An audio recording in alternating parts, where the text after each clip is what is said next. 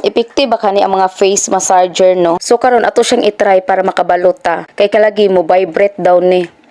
Hilom o kadyot kay lahi inyong ginahuna diha. So mao din ni ang Osofi face massager. Og sa akong pagkabalo, grabe jud ni nagtrending sa mga platform sa social media. Og inana di siya kanindot og style mga ka-feeling guwap. Kung mo order mo, isa na siya free battery. So paminawan ninyo kung sa kakusog siya mo vibrate.